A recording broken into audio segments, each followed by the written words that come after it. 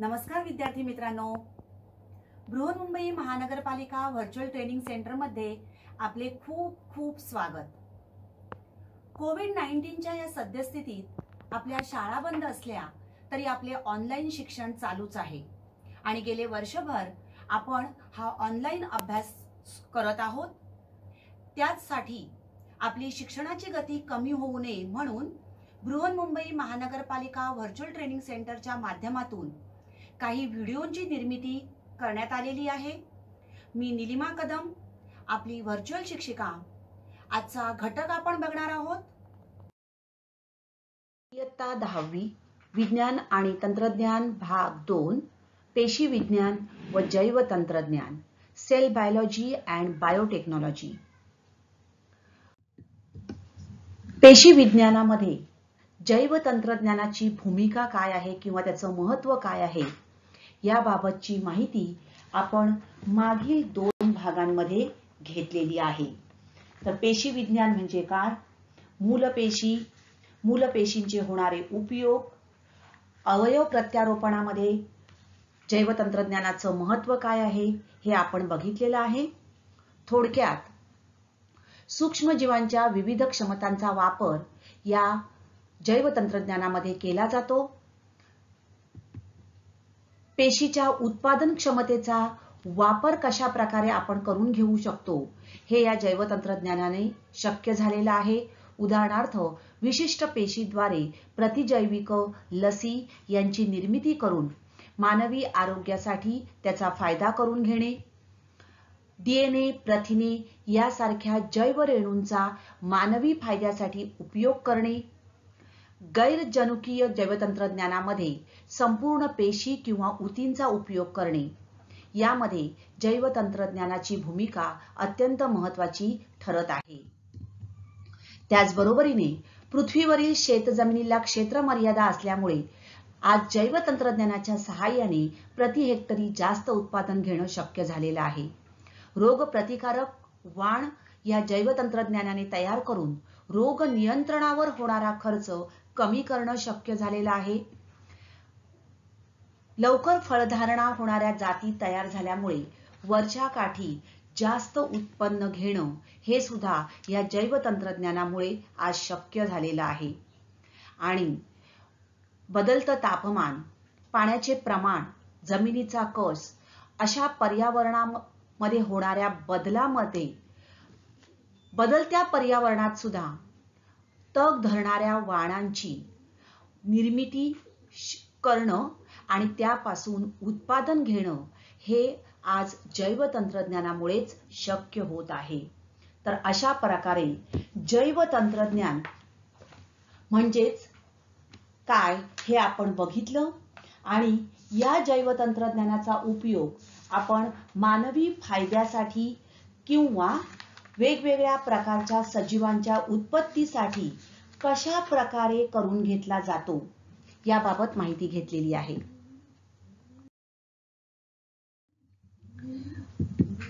तर जैव तंत्रज्ञान म्हणजे काय, तर मानवी फायद्याच्या दृष्टीने सजीवांमध्ये कृत्रिमरित्या जनुकीय बदल व संकर घडवून सुधारणा करण्याच्या तंत्राला जैव तंत्रज्ञान असे म्हणतात।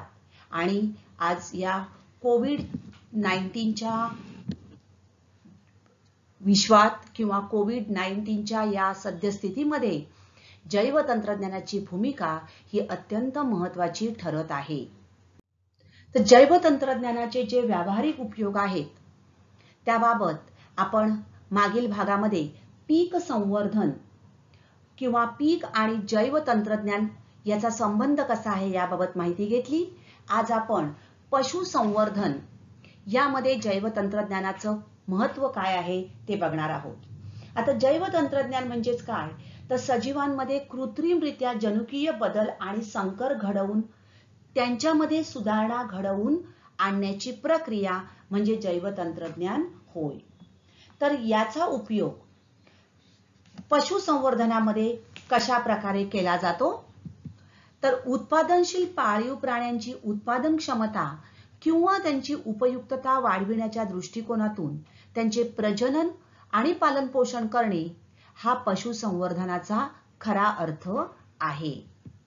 आता जैवतंत्रज्ञानाच्या सहाय्याने पशुसंवर्धनामध्ये प्रामुख्याने 2 पद्धती वापरल्या जातात.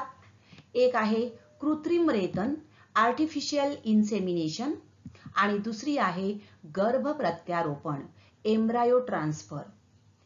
यामुळे आपल्याला जे प्राणी आहेत, पाळीव प्राणी आहेत, त्या पाळीव प्राण्यांपासून मिळणारं उत्पादन म्हणजेच त्यांची उत्पादन क्षमता वाढविणे आणि त्या उत्पादनाची गुणवत्ता सुद्धा वाढविणे हे शक्य झालेलं आहे.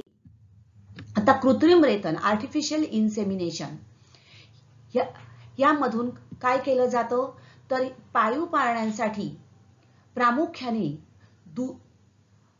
दूध देणारी जी जनावरं आहेत, दुभत्या जनावरांच्या कृत्रिम गर्भधारणेसाठी वापरण्यात येणारी ही एक पद्धत आहे. या पद्धतीमध्ये वळूचे किंवा रेड्याचे रेतन संकलन करून ते योग्य प्रक्रिया करून साठविले जाते आणि नंतर त्याद्वारे गाय, म्हैस अशा प्रकारच्या दूध देणाऱ्या जनावरांचं फलन केले जाते. आता महाराष्ट्र शासनाचे महाराष्ट्र पशुधन विकास महामंडळ ही संस्था शासनाचे पशुपैदास धोरण राबविण्याकरता चांगल्या वाणाचे रेतन उपलब्ध करून देते. महाराष्ट्रात वेगवेगळ्या विभागानुसार तेथे असलेल्या देशी पशुधना जातीचे उदाहरणार्थ लाल कंधारी, नांदेड येथील लाल कंधारी, ठाणेमधील डांगी, अहमदनगर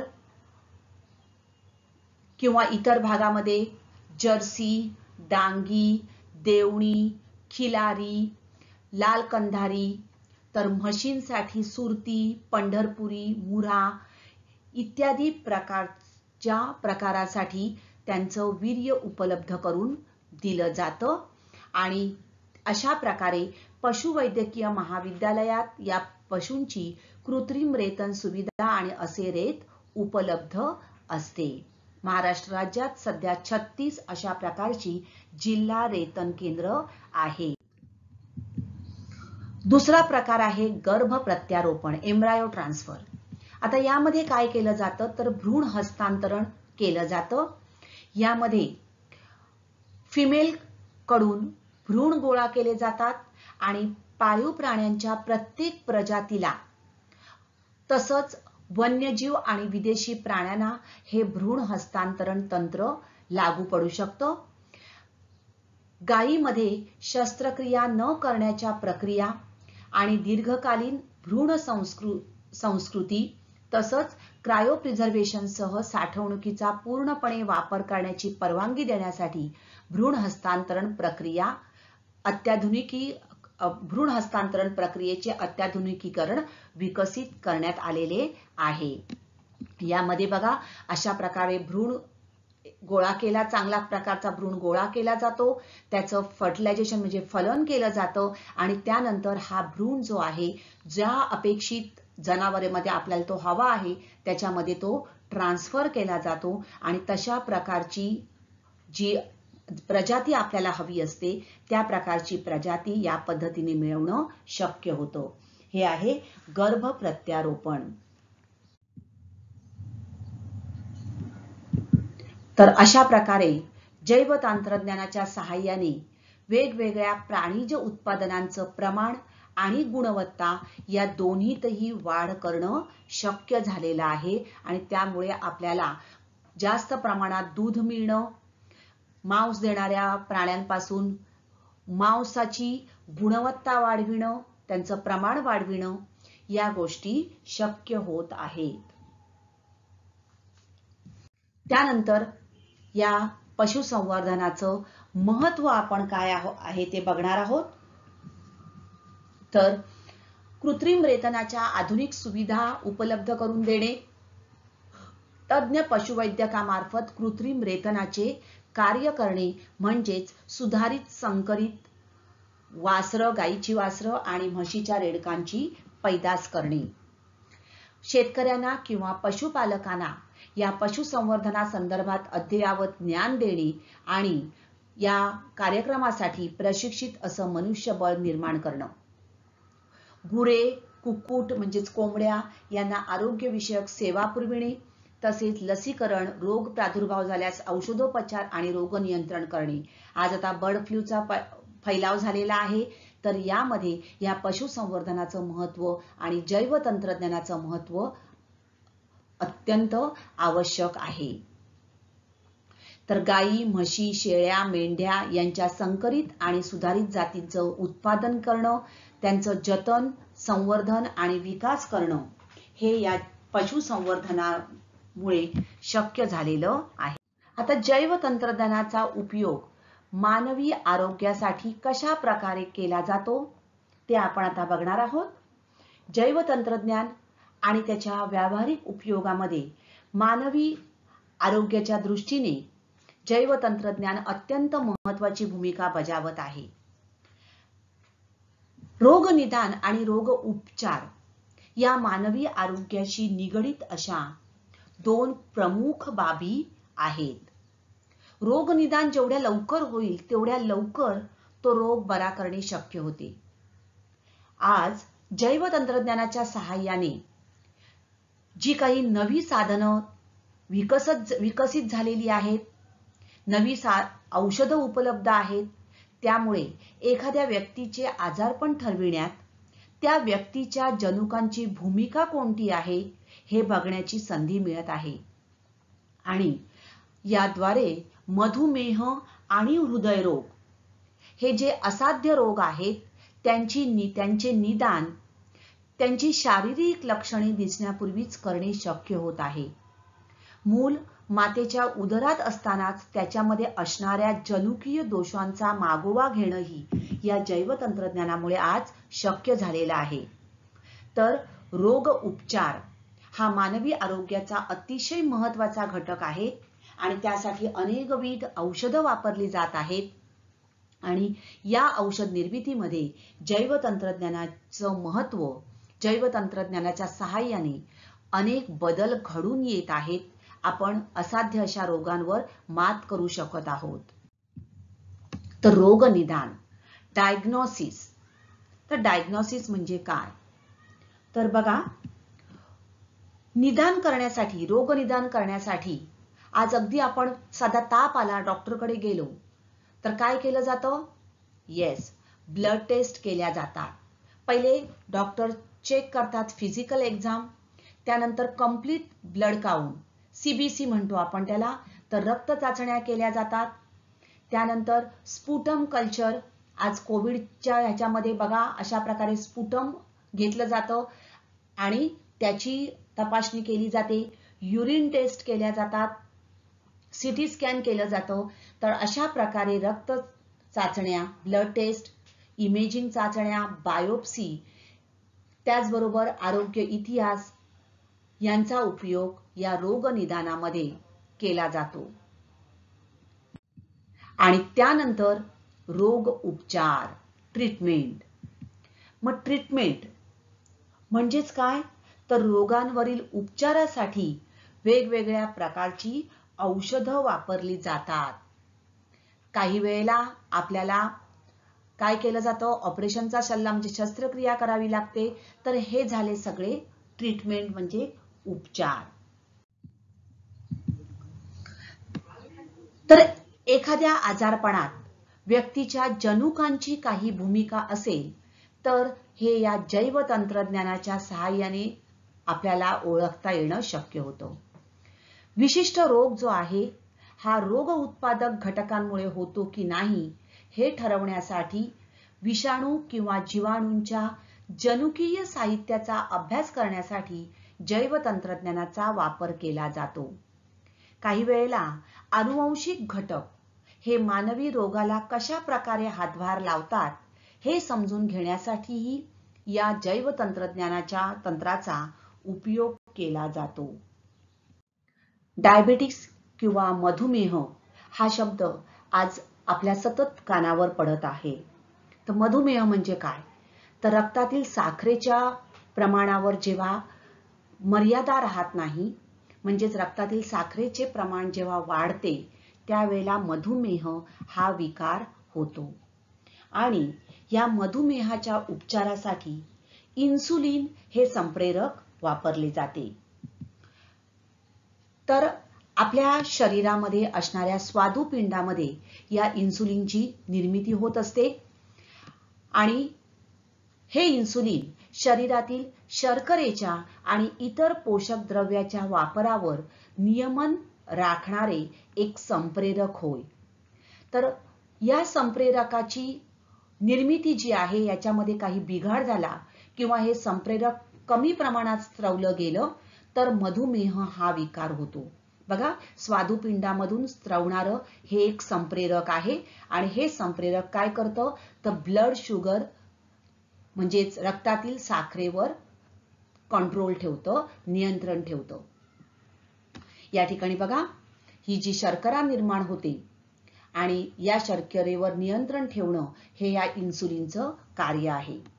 हे इन्सुलिन जे आहे तर मधुमेहाच्या उपचारासाठी वापरलं जाणारं इन्सुलिन हे संप्रेरक पूर्वी घोड्याच्या शरीरातून मिळवलं जात असे, परंतु आज जैव तंत्रज्ञानाच्या सहाय्याने तेच इन्सुलिन जीवाणूंच्या सहाय्याने तयार करता येऊ लागलेले आहे। तर जनुकीय अभियांत्रिकी क्षेत्रातील विकासामुळे, जेनेटिक इंजिनिअरिंग या अभ्यासामुळे ई कोलाय आणि ईस्ट मध्ये या इन्सुलिनची निर्मिती होऊ लागलेली आहे। आज मानवी इन्सुलिनची पुनर्मिश्रित मानवी इन्सुलिन प्रामुख्याने ई कोलाय किंवा सॅचरोमिस सेरिव्हिजिया यामध्ये तयार केले जाते। तर अशा प्रकारे बघा, जीवाणूंचा हा जीवाणू आहे, या जीवाणूंच्या जनुकीय आराखड्यात इन्सुलिनचा मानवी जनुक जोडला जातो। ह्यूमन इन्सुलिन जीन आहे बघा, हा इन्सुलिनचा मानवी जनुक कोणामध्ये या जीवाणूच्या जनुकीय आराखड्यात जोडला जातो आणि या ठिकाणी आपल्याला बघा हे अशा प्रकारे या जीवाणू मध्ये हे इन्सुलिन तयार करता येणं जैव तंत्रज्ञानामुळे शक्य झालेलं आहे। तर ईस्ट किंवा जीवाणूंमध्ये इन्सुलिन प्रथिनांचे संकेतन करणारे जनुक घालून, हा बघा बॅक्टेरिया आहे, यामध्ये ह्यूमन इन्सुलिन जीन म्हणजेच इन्सुलिनचा मानवी जीन जो आहे हा जोडला जातो। जेनेटिकली मॉडिफाईड बॅक्टेरियम आणि अशा प्रकारे हा इन्सुलिन असलेला जीन बॅक्टेरिया तयार केला जातो आणि त्या पद्धतीने हे इन्सुलिन प्रोटीन तयार करून फर्मेंटेशनच्या सहाय्याने हे इन्सुलिन रेडी फॉर डिस्ट्रीब्युशन हे इन्सुलिन तयार केलं जातं। आणि अशा प्रकारे आज जैव तंत्रज्ञानाच्या मदतीने जीवाणूंच्या सहाय्याने इन्सुलिन तयार करता येऊ लागलेलं आहे। अशाच पद्धतीने लसी आणि प्रतिजैविक सुद्धा तयार केली जातात। तर लसी आणि लसीकरण म्हणजे काय? Vaccine and vaccination. विद्यार्थी मित्रांनो, लसी म्हणजे काय? व्हॉट इज व्हॅक्सिन हे तुम्हाला सगळ्यांनाच चांगलं माहिती आहे। किंबहुना या शब्दाशी आपला आज रोज संबंध येत आहे, बरोबर? कोविड-19च्या या सद्यस्थितीत व्हॅक्सिनचं महत्त्व काय आहे हे आपल्या सर्वांना चांगलंच माहिती आहे। आज विविध देशांमध्ये या कोविड-19च्या साठी लस तयार करण्याचं काम अगदी युद्ध पातळीवर चालू आहे। तर लस म्हणजे काय? तर विशिष्ट रोगजंतू अथवा रोगाविरुद्ध कायमस्वरूपी अथवा काही कालावधीपुरती प्रतिकार क्षमता मिळवण्यासाठी दिलेले प्रतिजन म्हणजेच अँटीजन युक्त पदार्थ म्हणजेच लस होय। बघा, कोविड-19 व्हॅक्सिन आज वेगवेगळ्या कंपन्यांमधून या कोविड-19 वर संशोधन मोठ्या प्रमाणावर चालू आहे आणि त्यामुळे आपण या कोविड-19ला प्रतिकार करणारी अशी लस तयार केली तर जगाचं होणारं जे नुकसान आहे ते आपण नक्कीच थांबवू शकणार आहोत. तर लस म्हणजे काय? तर प्रत्येक लस म्हणजे खुद्द त्या रोगाचे मेलेले किंवा अर्धमेले केलेले जंतू असतात किंवा त्या जंतूंचा अंश असतो. ही जी लस आहे हे जंतू, या लस म्हणजेच काय तर हे जंतू असतात आणि हे जंतू आपल्या शरीरात सोडले जातात. बघा, जाणीवपूर्वक व्हॅक्सिन जे आहे हे दिलं जातं, बरोबर. ही लस दिली जाते. ही लस शरीरात गेली की आपल्या शरीरात त्या रोगाची रंगीत तालीम सुरू होते. बघा, लस म्हणजे काय लक्षात घ्या. तर कोणतीही लस म्हणजेच एक अजब असं रसायन असतं आणि यामध्ये एखाद्या आजाराचे रोगजंतू, उदाहरणार्थ आता व्हॅक्सिन जर आपण कोविड-19 हे व्हॅक्सिन घेतलं तर कोविड-19चे रोगजंतू म्हणजेच हे विषाणू आहेत. तर कोविड-19 हा विषाणूमुळे, व्हायरसमुळे होणारा रोग आहे. तर कोविड-19 हा व्हायरस आपल्या शरीरात सोडला जाणार आहे. तर एखाद्या आजाराचे रोगजंतू हे जिवंत किंवा अर्धमेले असतात आणि हे रसायन आपल्या शरीरात गेल्यानंतर त्या व्यक्तीच्या शरीरात रंगीत तालीम सुरू होते. म्हणजे काय होतं तर त्या विषाणू किंवा जीवाणूला नष्ट करण्याची आणि त्या रोगजंतूंविरुद्ध किंवा त्या आजाराविरुद्ध लढण्याची प्रतिकार शक्ती आपल्या शरीरात निर्माण होते. आता या लसीमध्ये सबळ जंतू नसल्याने रोग होऊ शकत नाही, परंतु शरीराला त्या रोगजंतूशी लढण्याचा अनुभव प्राप्त होतो. तर अशा प्रकारे ही लस दिल्यामुळे काय होतं की आपल्या शरीरामध्ये एक प्रकारची रोगप्रतिकारक प्रणाली, इम्युन सिस्टीम तयार होते. मग लस काय करते? बघा, ही जी लस आहे ही लस काय करते? BCG लस, त्रिगुणी लस, अशा वेगवेगळ्या लसी लहान मुलांना दिल्या जातात. हे तुम्ही ऐकलेलंच आहे. तर एखाद्या व्यक्तीला लस दिल्यावर त्यामध्ये काय आहेत? जिवंत, मृत किंवा अर्धमेले असे जंतू आहेत. हे आपल्या शरीरात गेल्यानंतर आपल्या शरीरामध्ये असणाऱ्या पांढऱ्या पेशी, या सैनिक पेशी आहेत. या पांढऱ्या पेशी त्या रोगजंतूंविरुद्ध लढायला म्हणजेच लढाई सुरू करतात.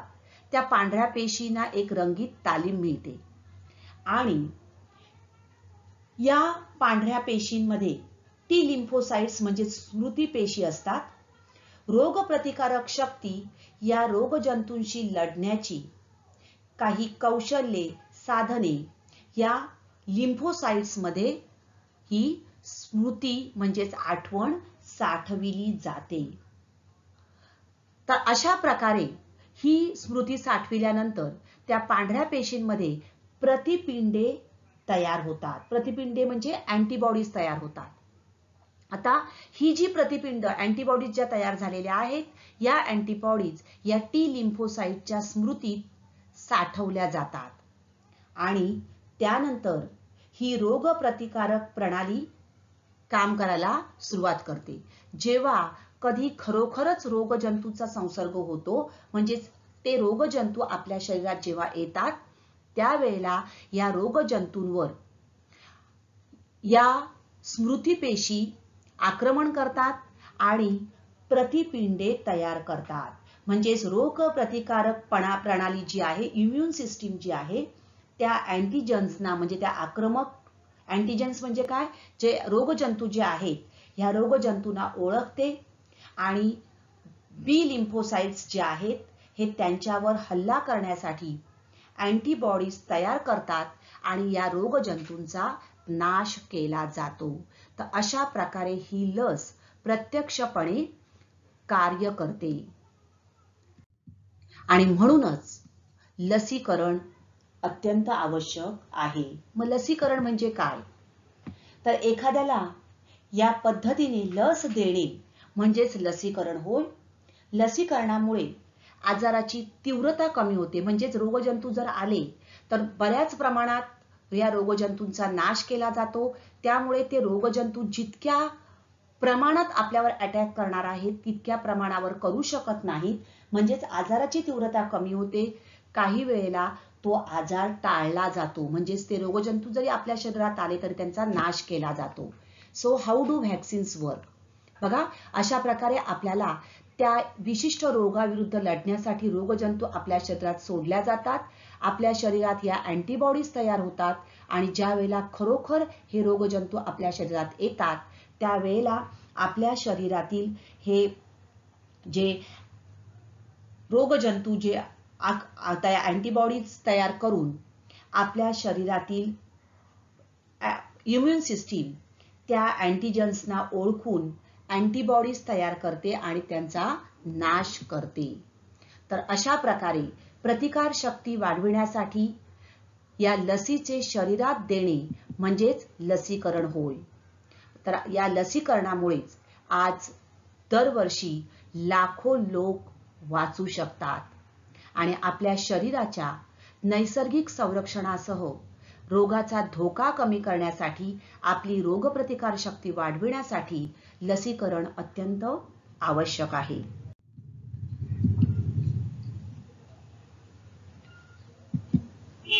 तर अशा प्रकारे हे बघा, हे आहेत अँटीजन म्हणजेच आक्रमक रोगजंतू. आता रोगप्रतिकारक शक्ती किंवा रोगप्रतिकारक प्रणाली इम्युन सिस्टीम म्हणजे काय? तर अशा प्रकारे हे आक्रमक रोगजंतू जे आहेत अर्धमेले मृत जीवाणू किंवा विषाणू हे आपल्या शरीरात टोचले जातात. परंतु आजकाल अशा प्रकारे जीवाणू किंवा विषाणू प्रत्यक्ष न टोचता किंवा प्रत्यक्ष शरीरात न घालता अँटीजन म्हणजेच हे आक्रमक रोगजंतू म्हणून काम करणारी प्रथिनं शरीरामध्ये टोचली जातात. हे बघा, या ठिकाणी हे अँटीजन बॅक्टेरिया व्हायरस दाखवलेत. त्याऐवजी काय केली जातात?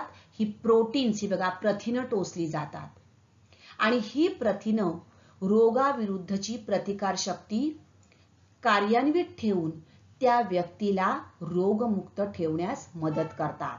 आता प्रत्यक्ष जेव्हा हे बॅक्टेरिया शरीरात जातात त्यावेळेला हे बघा स्पेशल सेल्स म्हणजे एक विशिष्ट प्रकारची अँटीबॉडीज तयार होतात आणि त्यामुळे हे सेल्स ज्या आहेत या रोगकारक म्हणजे आक्रमक रोगजंतूंना खाऊन टाकतात आणि अशा प्रकारे बी सेल्स लिम्फोसाइट्स ज्या आहेत यांच्यामधून ही प्रतिबिंब तयार होऊन यांचा नाश केला जातो. परंतु त्याऐवजी आजकाल ही अशी प्रथिनं तयार केली जातात. जैवतंत्रज्ञानाच्या सहाय्याने ही प्रथिनं प्रत्यक्ष शरीरात टोचली जातात आणि त्या रोगाविरुद्धची प्रतिकार शक्ती कार्यान्वित ठेवून त्या व्यक्तीला रोगमुक्त ठेवलं जातं. तशा प्रकारे या प्रोटीन्सवर संस्कार केले जातात जैवतंत्रज्ञानाच्या सहाय्याने. आज आपण अशा प्रकारे कृत्रिमरित्या लस तयार करू शकतो आणि अत्यंत सुरक्षित अशा लसी आज या जैवतंत्रज्ञानाच्या सहाय्याने तयार करणं शक्य झालेलं आहे. आता खाद्य लसी. खाद्य लसी म्हणजे काय? तर बटाट्यासारख्या जनुकीय पारेषित भाज्या उत्पादित करणाऱ्या जनुकीय उन्नत अशा वनस्पतींची वाढ करून जैवतंत्रज्ञानापासून खाद्य लसी तयार करण्याचं काम आज चालू आहे. आता यामध्ये काय केलं जातं बघा. तर अशा प्रकारे मानवात आढळणाऱ्या रोगजंतूंमधून एक इच्छित असा जनुक बाहेर काढला जातो. उदाहरणार्थ या ठिकाणी आपण बघितले व्हिब्रियो कॉलरा किंवा इश्चरेशिया कोलाई या रोगाचे रोगजंतू काढले जातात. कुठून? मानवामधून. त्यानंतर हा जो विषाणू आहे किंवा तो जनुक आहे तो बॅक्टेरिया तो काय केला जातो? तर बटाट्याच्या पानांच्या तुकड्यांमध्ये सोडला जातो. Bacteria infect potato leaf segments.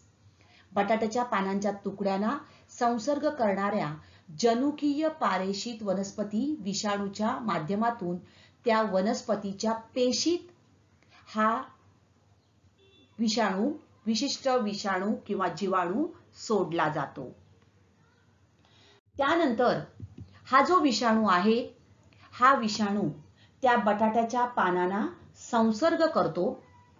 हा संसर्ग झाल्यानंतर पानांच्या तुकड्यांमधून ऊती संवर्धन तंत्राने टिश्यू टेक्निकच्या म्हणजेच टिश्यू कल्चरच्या सहाय्याने त्या पानांच्या तुकड्यांमधून हे संपूर्ण बटाट्याचं रोप तयार केलं जातं। आता याच्यामध्ये काय आहेत?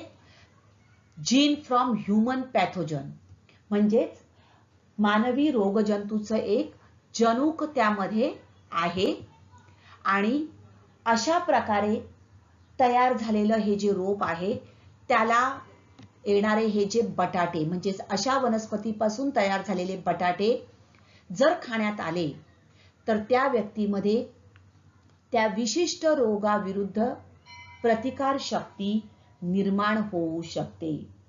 यालाच म्हणतात खाद्य लसी, एडिबल व्हॅक्सिन्स। आणि अशा प्रकारे हे जनुकीय पारेषित बटाटे आज या जैवतंत्रज्ञानाच्या सहाय्याने तयार केले जातात। त्याचबरोबर गाजर, एडिबल व्हॅक्सिन ही जी आहेत ही वेगवेगळ्या फळांमध्ये सुद्धा तयार केली जातात। तर जेनेटिकल इंजिनिअरिंगच्या सहाय्याने, जनुकीय तंत्रज्ञानाच्या सहाय्याने फळांमध्ये किंवा खाद्यपदार्थांमध्ये अशा प्रकारे जीवाणूंविरुद्ध काम करणारी प्रथिनं निर्माण करून त्याचा वापर लसीसारखा केला जातो आणि त्यामुळे आपल्या शरीरात आपोआप रोगप्रतिकारक शक्ती निर्माण होते। केळी, टोमॅटो, गाजर या फळांमध्ये अशा प्रकारे या खाद्य लसी आज तयार केल्या जात आहेत। तर थोडक्यात आज आपण काय शिकलो? लस म्हणजे काय? तर विशिष्ट अथवा रोगाविरुद्ध कायमस्वरूपी अथवा काही कालावधीपुरती प्रतिकार क्षमता मिळविण्यासाठी दिलेले प्रतिजन अँटीजन युक्त पदार्थ म्हणजेच लस होय। आणि अशा प्रकारे प्रतिकार शक्ती वाढविण्यासाठी या लसी शरीरात दिल्या जातात। हे लसीचं शरीरात देणे म्हणजेच लसीकरण होय, व्हॅक्सिनेशन। पशुसंवर्धनामध्ये जैवतंत्रज्ञानाच्या सहाय्याने विविध प्राणीज उत्पादनांचे प्रमाण आणि गुणवत्ता या दोन्हीतही वाढ करणे शक्य झालेले आहे। त्याचबरोबर जैवतंत्रज्ञानाच्या सहाय्याने खाद्य लसी तयार केल्या जातात। त्यामुळे खाद्यपदार्थांमध्ये किंवा फळांमध्ये त्या विशिष्ट रोगांविरुद्ध लढण्याची किंवा त्या रोगांविरुद्ध लढणारी अशी प्रथिनं निर्माण करून त्यांचा वापर करून तो विशिष्ट प्रकारचा रोग टाळता येऊ शकतो। तर अशा प्रकारे जैवतंत्रज्ञानाचा उपयोग मानवी आरोग्य आणि पशुसंवर्धनामध्ये कशा प्रकारे केला जातो हे आपण आज बघितलेलं आहे। पुढच्या भागामध्ये आपण पर्यावरण आणि जैवतंत्रज्ञान यांचा संबंध कसा आहे, त्याचबरोबर जैवतंत्रज्ञानाच्या सहाय्याने कृषी विकासामध्ये कशा प्रकारे प्रगती घडून आलेली आहे याबाबत माहिती घेणार आहोत। तर असेच हे सुंदर सुंदर व्हिडिओ पाहण्यासाठी या चॅनेलला सबस्क्राइब करा। थँक्यू। तर आजचा घटक आवडला ना? अशीच माहिती मिळवण्यासाठी या चॅनेलला सबस्क्राइब करा आणि हे व्हिडिओ पुन्हा पुन्हा पहा। पुन्हा भेटणार आहोत पुढच्या भागात। थँक्यू।